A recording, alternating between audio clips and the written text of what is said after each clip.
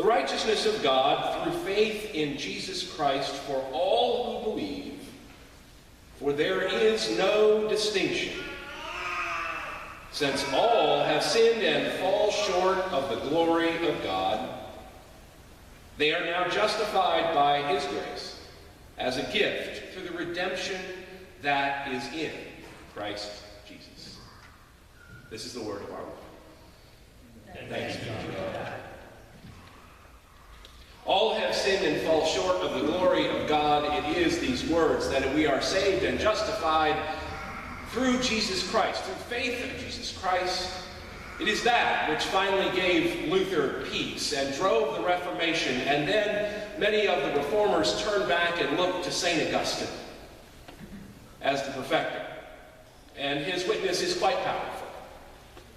This morning, as we gather, we continue our journey, talking about roots and wings, and we are still working with roots. This week, we will be talking of what they often call the church fathers. This is not to leave the mothers out. It is to tell more of the story that has been left out about those church fathers.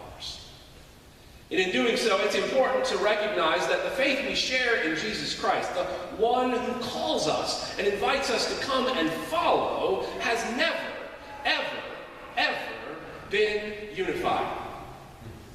Right?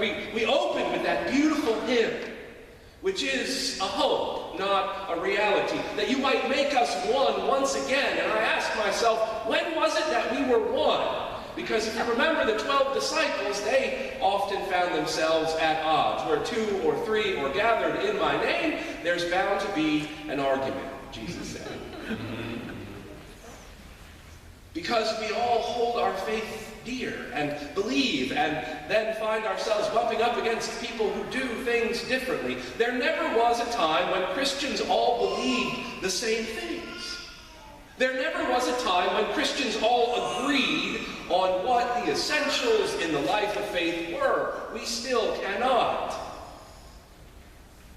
Read the book of Acts, and you see time and again struggle and argument and dissension. And in fact, to the point where the Eastern and Western Church, Jerusalem and Turkey, they finally turn their backs on one another and say, well, we're not going to call you non-Christian, but you do your thing over there, we're going to go over here. As long as we take care of the poor, that's about all we can agree on. Now, it's fascinating, right? In the early church, as the Roman emperors and others went to pick on Christians, one of the things that was said about them was, well, they may be weak, but they always take care of the poor. It doesn't matter whether they're their poor. They take care of our poor, even when we don't. They take care of the sick. They care for those who are most vulnerable. That was about the only thing we've ever been able to agree on, and today we don't seem to be able to agree about that. Right now, and I think we recognize, and I think one of the things that's important to point out is when we find ourselves in times of dissension, not just in the church, but in the wider church, it's important to step back and remember that this isn't the first time we faced these kinds of struggles. Right now, there are some believers, some followers of Jesus Christ, that believe that God is using the current administration to bring about a Christian Reformation in our country. They believe this wholeheartedly. Not that they believe that the current person sitting in the Oval Office is a Christian. In fact, most of them will admit that they don't think that he is, but they believe that God is actually using him. And on the other hand, also, there are followers of Christians who believe that the current administration is the antithesis of everything we believe and should practice in our faith. So when faced with this, I'm not saying that there's some middle ground, because I do not believe that. A good professor back in undergrad for the first time, I said, I always like to try to find the middle ground. He goes, the problem is, the truth is, you could say that that window right there is not there, and I would say that it is there. It does not mean that the window is half there.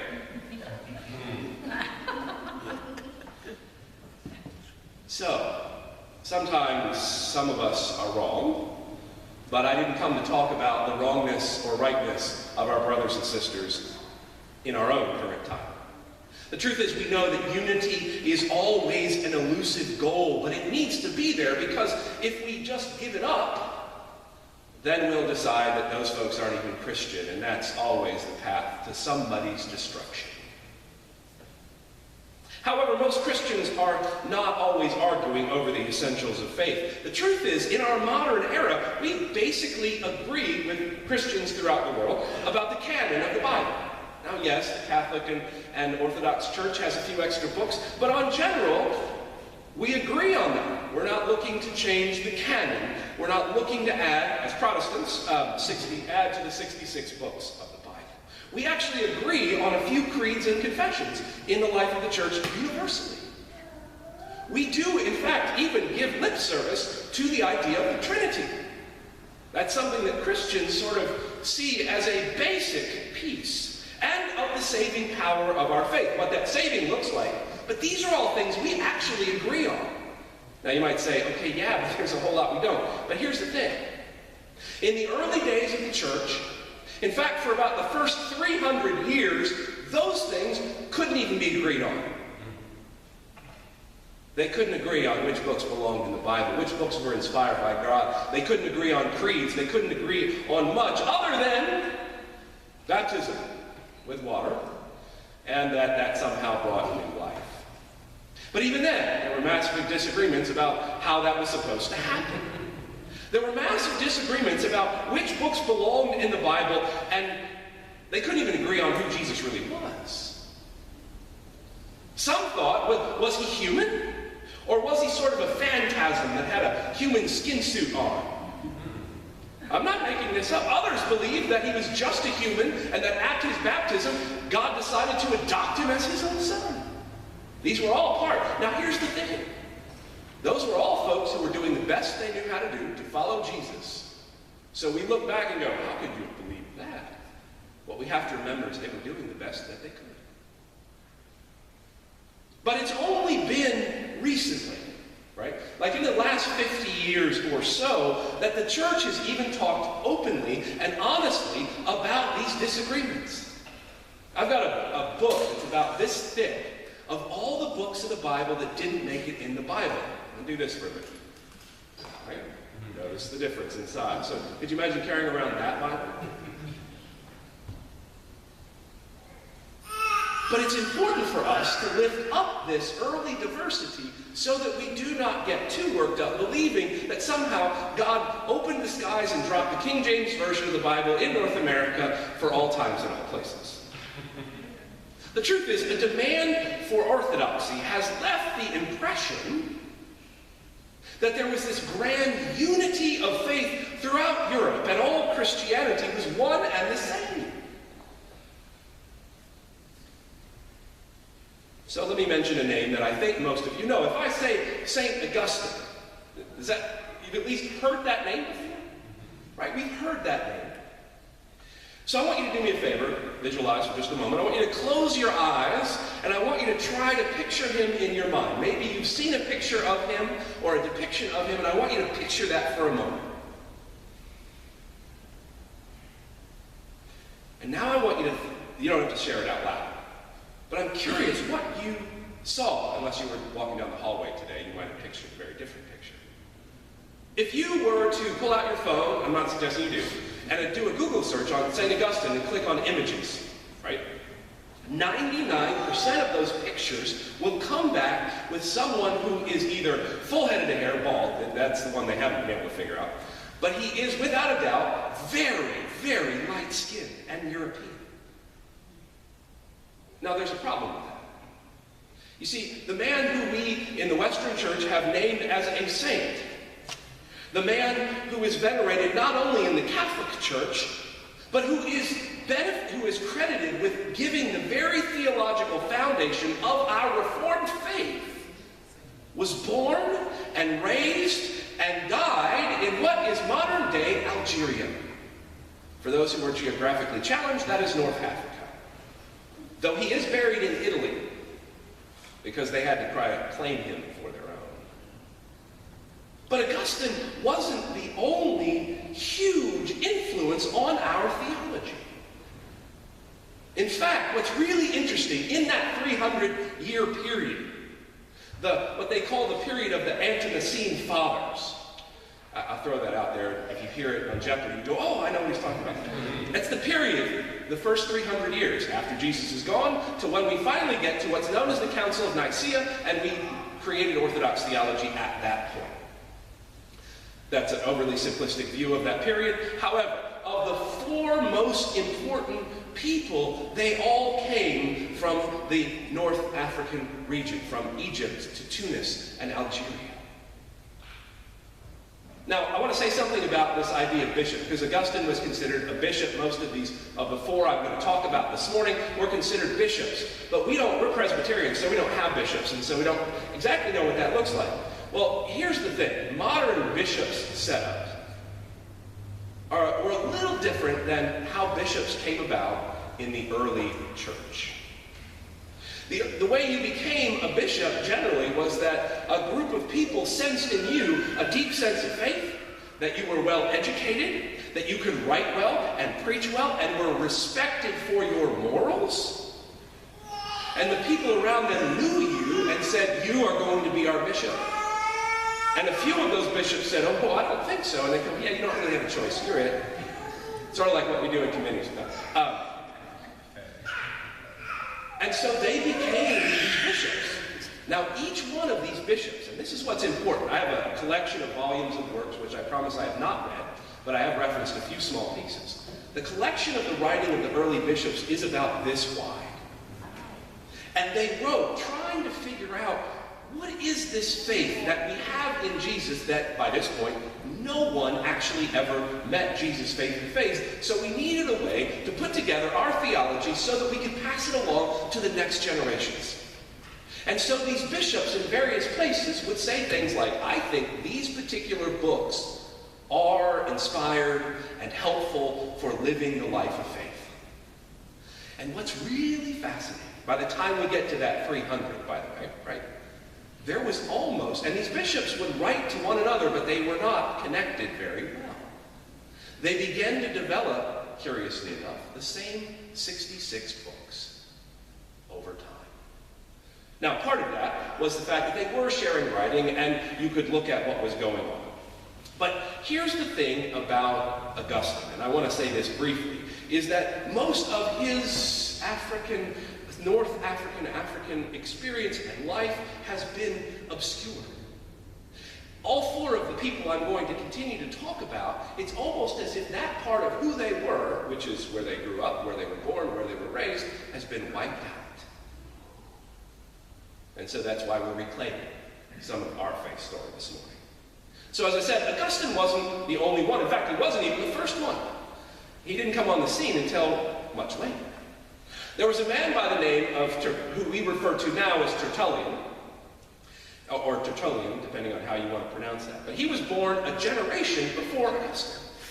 He was a prolific writer and was from Carthage, which is in modern-day Tunis. In fact, what we know is that his influence was so great that he was labeled, to this day, as, quote, the founder of Western theology. That's interesting, isn't it? Man from North Africa is credited with Western theology. Notice how he just quickly got moved into that way of thinking. Now, when they say Western theology, all they really mean is the difference between the Orthodox Church in the East and the Catholic Church in the West. His work and influence, and yet they obscure. They talk about his importance in the Western Church and never bother to talk about his biography.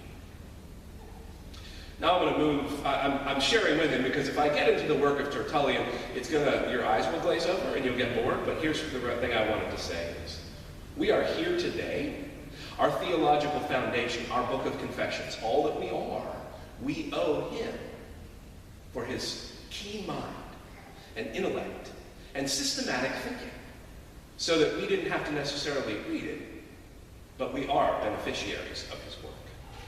A little less well-known, but yet substantially influenced person was a guy by the name of Origen, who was also from Alexandria, which is in modern-day Egypt. Now, he was early on the scene, and yet was still the child of Christians. Again, another person who was a prolific writer at a time when massive numbers of people were what we would consider illiterate, not necessarily uneducated. What you'll notice with these early church leaders and theologians is they had to be people of some level of privilege. And they used that privilege and education to further the faith of Jesus Christ. And without exception, every single one of them, it cost them some of their privilege. Now, Origen, on the other hand, was a master scholar, they say. That he not only wrote theology, but he got into what they call textual criticism. He was looking at the early scrolls and figuring out which ones could have been authentic and which ones were not. He was at the forefront of a field that didn't develop until thousands of years later. Biblical exegesis. He was a profound preacher. He wrote philosophy that was respected by the atheists. And though he is not a saint in the Western or the Eastern Church, his works still influence. In fact, it was decided a number of years later after his death that he was anathema. That's an official title meaning non-Christian.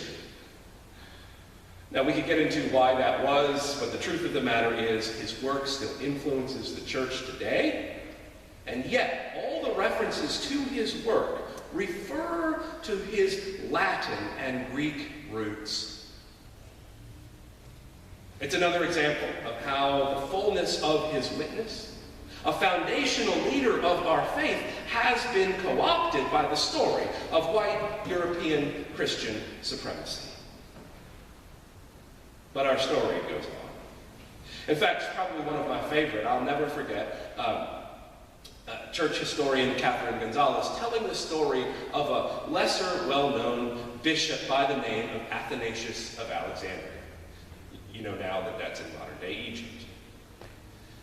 You can thank him or be frustrated with him, depending on where you come down on orthodoxy, for the orthodoxy that we hold today. He was a bishop and he held that position for 45 years. He was a powerful voice of faith. He was undeterred. In fact, throughout his time as a bishop, he spent a total of 17 years in exile. Because four different emperors sent him into exile 5 times because he was unafraid to take on the political leadership of his day. You can also thank him for his powerful defense of the Trinity. There's some thinking that without him, it might not be one of our orthodox thinkings of this day. The truth of the matter is we know that he was such a persistent and unwelcome force at the Council of Nicaea that they tried to dismiss him and sully his reputation by doing this. They referred to him as the Black Dwarf. Even then, they were trying to dismiss the influence of the African scholars who came and were part of the very foundation of the Christian church. So we are not the first. We will not be the last. But their stories are key to lifting up. It is undeniable that the faith that we share, the theology which is the foundation of our faith, was developed and honed and wrung out by blood, sweat, and tears by the scholars and people of faith on the North African continent. Alexandria, Tunis, even Libya. There's some others who I didn't talk about. And we have to lift up routinely their stories. Even today, you're going to find this probably not all that surprising, but interesting. Even today, there are scholars who are actively working to make sure to dismiss the claims that Athanasius had dark skin. I wish I was making this up. Somehow there's this sense of threat simply by acknowledging where our faith has come from and the powerful people who brought it along the way. And in the coming weeks, that story will be no less surprising as we look towards some modern scholars. Some Presbyterian and some Reformed. All have spent time having their lives, have spent their lives in the service of furthering the power of our faith. The power of these stories, these early Christians in a time of great dissension and uncertainty. Could you imagine coming to church and trying to figure out, well, which books do you think we should be using? I don't know. They don't down the street use the same books we do. Well, actually, that probably does happen, huh? We too live in changing times. The things that are uncertain in our midst are not just uncertain here, they're uncertain throughout Christianity in North America. And the ways that we can survive in changing and difficult times is to reclaim our roots, looking back to the great cloud of witnesses who have gone before us to show us how to maintain integrity and strength and faith and to be encouraged. And that is what we do. Their story is our story. And all I did was barely touch on them. I hope that you heard one name and you thought, I'm going to go check that out. That person sounds interesting. When the world is shifting under our feet, looking back to their witness, back to their faith, back to their strength and story, will keep us grounded in troubled times, no matter what the future may hold.